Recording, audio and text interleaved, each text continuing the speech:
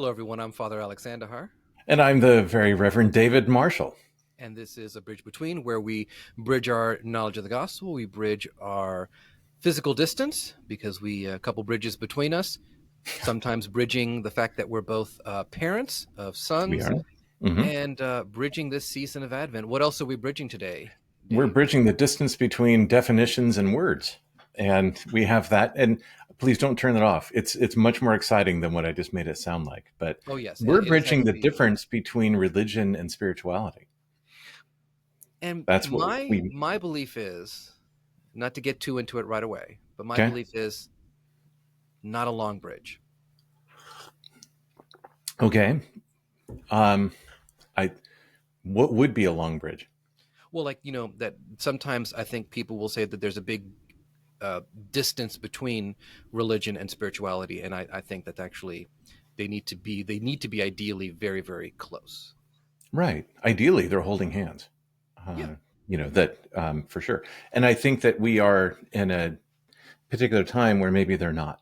And uh, which I think will be kind of fun if we actually fully jump into that. But for those who are following the Seattle Seahawks, they just beat the Arizona Cardinals twice, and so we are looking forward to the first NFC Championship. I'm sorry, NFC West title. I don't think we're going to get to the NFC Championship, but who knows? So Alex and I had to talk football this morning. It's an exciting day for Seahawks fans, or as he would prefer it, for Hawks fans. So that's what you told me initially, so I'm sticking with well, that. I mean, it happens, but not usually when you're recording, but it's okay. Anyway, it's an exciting time. Nevertheless, we are heading into the third week of Advent, which means Christmas is right around the corner. Oh yes, it is very very close. We're already gearing up for preparing for our Christmas services and Right. the small details associated with that. And to me, the closer I get to Christmas, the more that the second and third week of Advent really feel like a disconnect from that season. Absolutely. I just Yeah, like and there's nothing in this reading today that yeah, has anything to do with Christmas. Right. right. I Um, completely agree. and so that's why I'm glad that today one of the things we're talking about, and probably our main theme that we're talking about, is this concept of religion and spirituality, because it's relevant to us as Christians. It's relevant to our parishes. It's relevant to our Okay. ministry, but it's Right. also actually relevant to the text that we're Okay. using. And that's Okay. something that you brought up. So, what text are we talking about today? Well, you gave me an A and B, so I'm going to give you a multiple choice. Is Okay. Christmas A, religious, B, spiritual, C, secular? Yes. D, there is no D. E, same as D. I would say, here's what I'm going to do. I Okay. would say it is a deeply spiritual feast Okay. structured by religious observance that has Okay. unfortunately been secularized. Because it's so awesome. Things only get secularized, the things that are really, really cool, in my Yeah. opinion. Yeah. I Right. don't see Good Friday getting secularized anytime soon. No, it's not. Well, kind of. Well, let's put a thumbtack in that and For wait that. till April. And yeah, that would be interesting. The secularization of the crucifixion of Jesus. That would be That's deep. wow. That's Yeah, deep. that's deep. Well, we'll start bridging now. So, what would you give as a definition for religion, and what would you give as a definition loosely for spirituality? I think for me, religion is the structure for our spirituality.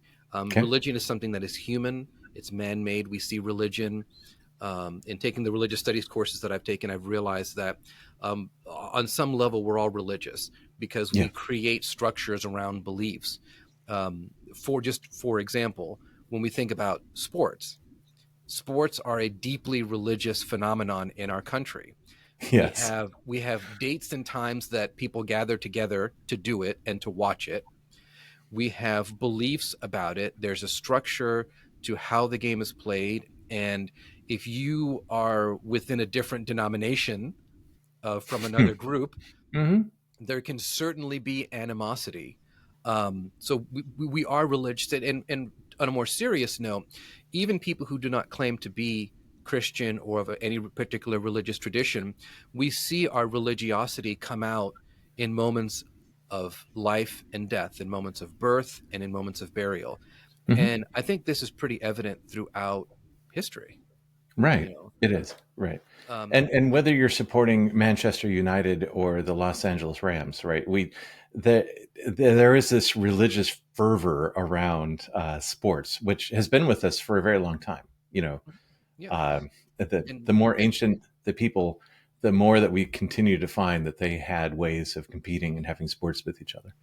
and I mean, I am a sports fan. I mean, I do love sports. Right. I do love college football, but even I have recognized that the religion of sports has become something that is very toxic, and has become something that really replaces the spirituality that we as Christians really need to be focused on. For Mhm. example, during football season, there are people I know who would say, "Well, I can't make it to church today because I have to go watch the game." And I say, "Well, the game is at 1, the service is at 10.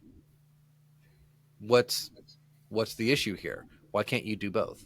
And then kind of get into a discussion, but you don't want to push it too hard because, for obvious reasons.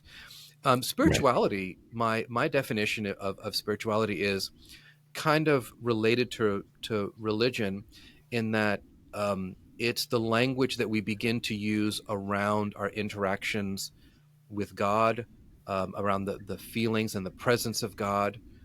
So when I think of spirituality, I think of the methods of prayer that we share in with God. I also Okay. begin to think of just the presence of God that I try to give voice to and try to give understanding to, but I don't always articulate very well. And I don't know if that was a very good definition or all, but just kind of what was in the moment. Well, luckily you've got a friend here to help bridge that. Religion, it's a the word itself is a religament. You know, it's a way of drawing or pulling the way that ligaments can heal each other, and it's a way of pulling us back into what is already there, which is the spiritual nature. That the spirit, spiritus, all of those wonderful words that the spirit is already there. Now, there's school spirit, right? There is the spirit that one has for enthusiasm, or somebody has low spirits, and then you have the ghost spirit. There's all different types of spirits, and so it's a much wider field, if you will, than religion is much more narrow. And religion has a sense of we can connect through particular practices. So if you do this and if you do that, you add these things together, and Right. then you start to form that. And the problem is that when we get into that type of formulaic belief systems, that it then becomes its own god, or it becomes its own deity, it becomes its own idol, whatever you want to call it. And that is the situation that John the Baptist found himself in the early part, or before even the first century, according to our calendars. That he had run into a religious system that was starting, I shouldn't say starting, had already been excluding people, Hmm. and that really really bothered him. Right. So he did something about it. Now, when we talk about definitions, I think it's very important for us to distinguish between a religious tradition that actively excludes individuals, and I'm Okay. talking about what John the Baptist was referring to, and individuals who essentially voluntarily exclude themselves through their own actions against what maybe has been prescribed for Okay. them as right action. Do you have a definition or an example of that? Well, so for example, if you're looking in the tradition in which John the Baptist was working, if an Hmm. individual touched a dead body, for example, Okay. to a certain extent they were excluded from a particular religious activity, correct? They were excluded from secular stuff as well as religious things, but yes. Right. So they, and the thing about the woman with the hemorrhage, things of that nature. Uh-huh. That I think is some of the stuff Jesus addresses about exclusion. However, if I commit murder, um, I have in some way excluded myself from the proper relationship with my community, the proper relationship with what has been prescribed as right action by Mhm. God as understood Mhm. by the religious tradition. So just to kind of understand the difference between that. Okay, so there's a group in the Bible called the Canaanites, and they are the Los Angeles Raiders. Wait, sorry, the where are they now? They're in Las Vegas. They are the Las Vegas Raiders to the Seattle Seahawks. That they are the ones that are looked down upon, and it came from Cain, who had killed his brother Abel. Right. Cain and Abel were the two children, offspring of Adam and Eve. So this is the beginning of the story, that there is Cain who was sent away because he did murder. Right. And it's interesting to read the Bible as literature in that sense, that the first few characters, there's one who's been sent away, and then you'll follow the Canaanites throughout biblical history. They keep popping up as excluded ones, or the murderous ones. And in religion, it then it then becomes religious, Hmm. so that we then can do anything we want to the Canaanites because they are all murderers. Right. And that's so we see the distinction. I just think it's important for us to determine distinction because um, there is kind of this undercurrent, and I'm not saying that you've done this, but there can be an undercurrent that religion is inherently bad, and I don't think that's the case. Uh, no, no, it can't be inherently bad. It can be used for bad things. It's like saying hugs are inherently bad. Right. There, No, no. there Yeah. could be a bad hug, right? An unwanted hug. Sure, it's bad. Well, you've never given me a bad hug. I just want to let you know that. Your hugs are inherently good. Okay. But but no, but I understand. But I understand what you're saying. So John the Baptist. Let's kind of bring ourselves back. So John the Baptist is talking about these things, and you mentioned a very particular line regarding what their response is when he starts talking about this call for repentance. Well, okay, so there's this interesting line, and I'm gonna skip ahead a bit. That Luke wrote, even tax collectors came to be baptized. Yep. Even tax collectors, the Canaanites of the secular world, right? The ones that were greatly despised and looked down upon. The notion that one of the negative sides of religion, the bad hug side of religion, is that it tends to ostracize people. Well, those people are tax collectors. We don't want anything to do with them, Correct. and then pushes them down. I was reading this fascinating piece that was in the Christian Century by Debbie Thomas, and she talks about her family of origin and that her mother and her grandmother gave her a great sense of religion and spirituality. At the same time, it's an evangelical fundamentalist approach, and that Debbie's now in an Episcopal seminary and seeking ordination, I believe, in the Episcopal Church, an organization that both her mother and her grandmother do not legitimatize. They don't think that the Episcopal Church is legitimate Hmm. because of our popery, because of our religion, that we have taken things away from the fundamentalistic aspects of religion. And so she is now stuck in this interesting thing, these two women who she loves and adores and have raised her, and that her spirituality is based on all of this, and yet they reject the very thing that she is attempting to do. Um, that is one of the hard parts of religion, which is why I can understand the people that you and I talk with who don't go to church say, I reject religion. I am only spiritual, because when they look at Debbie Thomas and her family members, and I'm mentioning her by name because she published this article in the Christian Century, um, and then we used it as our discussion topic this past week with our discussion groups. But when they look at that, they see the Thomases all believing the same thing and just pushing back on some very small things that is causing a divide in their family. And the spiritualist would say, true spirituality is that those people are all spiritually connected, and it's religion that's causing the division. Yeah, and I think this is where the issue that I come in with, and for my own story, I came from the Roman tradition, Right. and I didn't feel a tremendous sense of pressure from my family.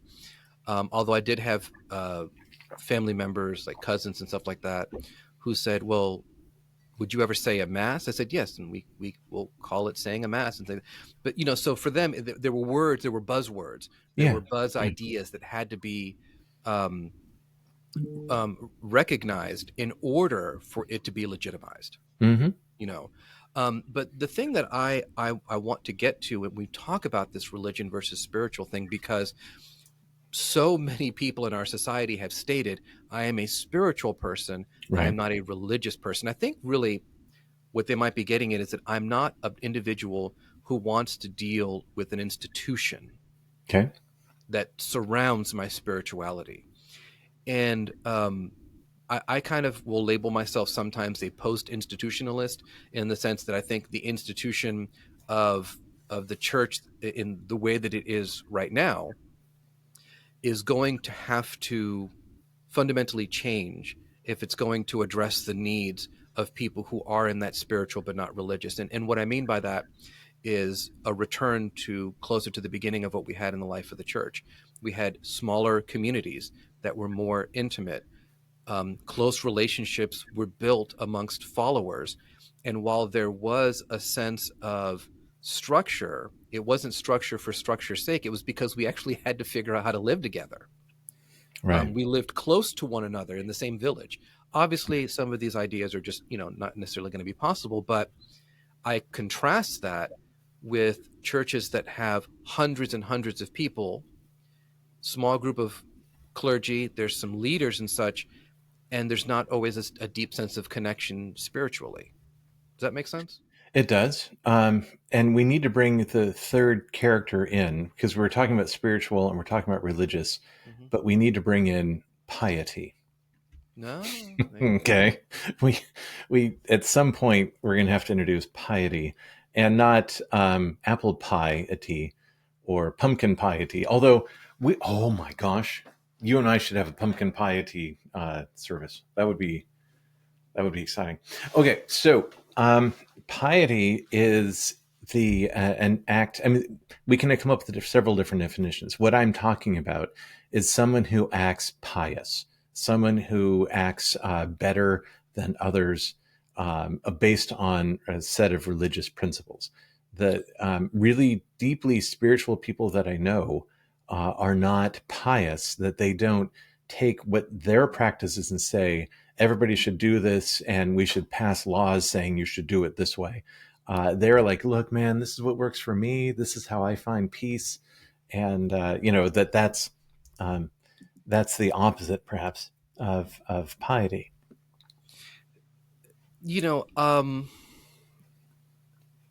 I understand that word pious really has a negative connotation. Mhm. Oh, I'm using it in a negative I know. I connotation. mean, Yes. it does. I never learned it that way. Okay. When I hear the words personal piety, I Right. hear about what are the personal practices that feed my soul Okay. in relationship to God. So, for example, for some people, it's the rosary. That is a Okay. form of their personal piety. For some Hmm. people, that's not them. It doesn't feed them. Um, Right. I think that when piety becomes something that separates you from another person because you think you're better than them, absolutely that is wrong. Okay. And that is something that religion can normalize Okay. in a very real way. But I think all of us on some level have a personal piety, have personal spiritual practices Oh, that absolutely. that We that all have that piety. that Right. that exhibit it, but not in a negative way. Yeah. Because, for example, I have watched people within the Christian tradition and outside of the Christian tradition who I admire greatly for their personal piety. Hmm. You know, um, and when they haven't, tried to hit me over the head with it or look down on me, I truly admire it. Hmm. Within the church, I have definitely seen, those who are either very high church or low church or whatever you want to call it, Right. who use that as an excuse to say, "Oh, well, you don't do such and such thing in your service." Oh, well, I guess that's just. how you were raised or something, very kind of Oh no, it condescending. gets worse than that. Oh, no, I'm saying, yes, Uh, I'm trying to make it not so bad, but go ahead. right, right. That the sense of any liturgical church is going straight to hell. I mean, Or that's a any form of piety. or any non-liturgical church is going straight to hell. I mean, Right? We could be guilty of that too. well, Speaking from a yeah. from the Episcopal perspective, I, um, I'm one of those individuals who, when I left seminary, I was very pious in certain ways in my practices, and if it wasn't Okay. done a certain way, then I said, well, did Jesus show up? Okay, You yeah. know, So I had a similar example, and I'm embarrassed to say it, but my first introduction to the additional Eucharistic prayers called enriching our worship, my hmm first introduction to them was at seminary in Berkeley. hmm And I remember the professor, who's also a priest, and he was celebrating the Eucharist using enriching our worship 2, if you want to know what the actual number was. hmm Um, and the thought crossed my mind as his hands came down and did his Yep. thing, is it actually consecrated? Right. And Right? that's that. So you and I are on the same page. This is what we're talking about, where piety and religiosity, um, try to overshadow the spirituality. Right. Yeah. And so the religious side of me said, look, there's a formula. And there are 4 Eucharistic prayers, and it's one of those. And I have faith that when they're done, that the intent is, and everybody says amen, that it becomes consecrated. When we do something outside of those, I then wonder, is it consecrated? And so I'm embarrassed by that, but it's something that I thought, However, looking at it from the other side, okay, there's a reason we use bread and wine. We don't use Coca-Cola and Oreos, as we, one time joked about in seminary in our liturgics class. okay, Why do we use bread and wine and say that these are part of, the essential acts of our worship? Because they're rooted in what Christ has left us. They're rooted in Scripture. They're rooted in the traditions of the church, in the religion, you might say. And so I think, as we're coming into this discussion about John the Baptist and encountering people who are the overly religious, or who the religion that excludes, people for things that they cannot control, for example, right, we or as I'm also, calling pious, or but calling pious, we yeah, also have to acknowledge that, um, religion assists us in helping determine boundaries and limits around things so that we can actually function. Human beings need boundaries and limits, you know, and we push them and we pull on them, and that's healthy, because that's the discussion that we yeah, have. yeah, And yeah, yeah, and part of the thing I want people to realize is that any priest or bishop who is doing the celebration of the service of the Eucharist, they have their own way of doing it, right? You and I don't celebrate the same way, What do you but mean? we're with We what I do mean by that celebrate is, the same way. no, We what I mean, celebrate the same exact way, what I mean by that is, spiritually speaking. what I mean, spiritually speaking, yes. But Yes. what I mean is, my hands may do something different than your hands. And well, okay, so if you're That's standing on the moon, you would have no idea, right? But okay, it would be fascinating for us to do Eucharist. a side by side. Eh, That's what I'm saying is Well, that, but then to ask people, did you notice there was a difference? Because and folks, the reason why we're bringing this up is that each seminary has a particular way that they teach how we call it magic hands, what to do with your hands and how to do stuff. right. And it's because the seminary I went to said we're going to teach you a way. It's not the way. There is Right. no the way. There is a way, and we're going to show everybody. And so I can, when I see somebody celebrating, I can tell if they went to my seminary. I can just tell by their hand movements. With our It- bishop, I know yes. that he went to Virginia. I can just tell from Virginia graduates, they have a particular way of doing it. Yeah. And I think that's, by the way, I think that's awesome in the church. That That's the point I'm somewhere making. Yeah. we all had the sorting hat, and it told us what seminary to go to, and so we go off to that, and we learn those particular things. But spiritually speaking, we're in lockstep. Yes. It's Yes. just that there's something a little different. And that's the point I'm making, is that there is unity but that there's not this strict uniformity from a physical perspective, of a hand perspective, is what we might say. Okay. But spiritually, we are in lockstep. We are in lockstep. That, I think that's part of the whole point. And so, kind of bringing our conversation about spirituality and religiosity and piety home during the season of Advent, it is so important for, I think, for us to help people to see that Christ's coming into the world the first time and that he will come again is a deeply spiritual moment for the universe, right? Our response to that is trying to understand it, trying to build some language around it, trying to build some structure around it. And that's our religious practice this time of year. And our sense of piety should be one that welcomes Christ into our hearts and our minds and our souls, but also welcomes others to join into how Christ is affecting and has transformed their lives. That's kind of how I would bring this home. Okay. I'm going to give you two examples of piety Mm-hmm. with one story. I think I'm going to think I can do it. You and I imagine have chatted about it before, but maybe not.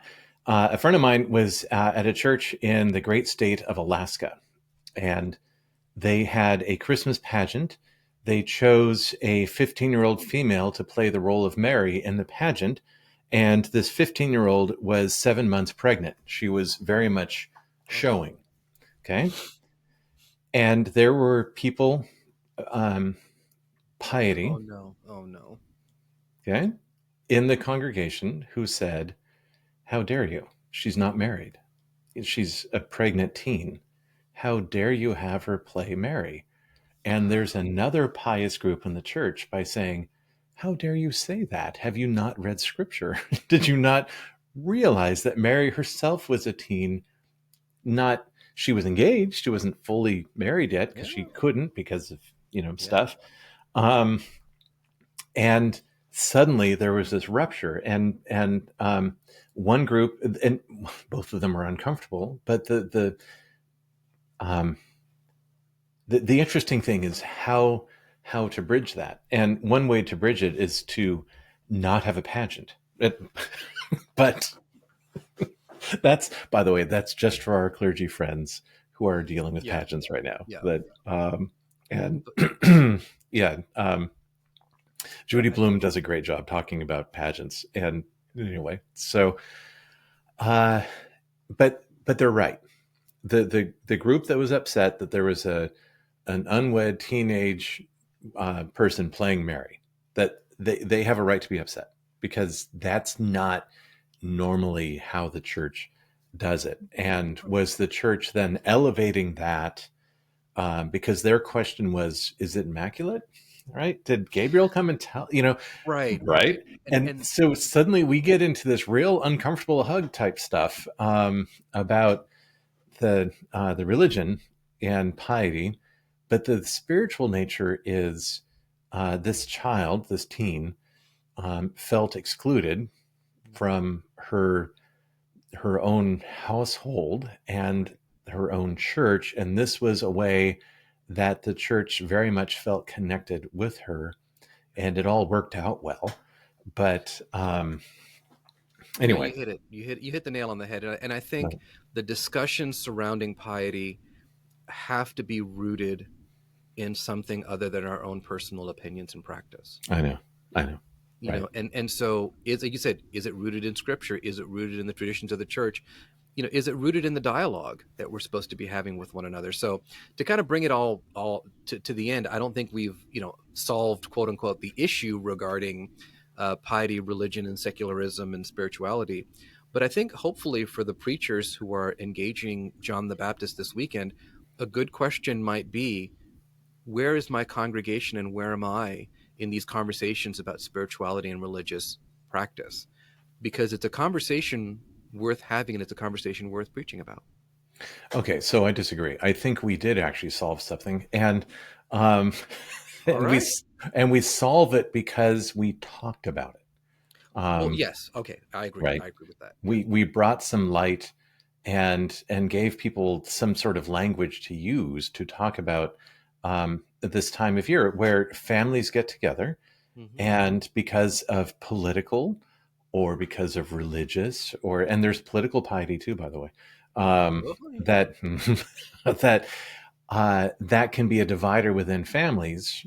You and I are, I think, both aiming towards the star that shone and that all people saw it and that they were being drawn to the stable, and that it's Hmm. that there's this other part that is pulling us together. Yeah. Well, I think that's a good stopping point right there, because if we've solved it, then there's really nothing else to do. So we just want to thank everybody for listening and watching today.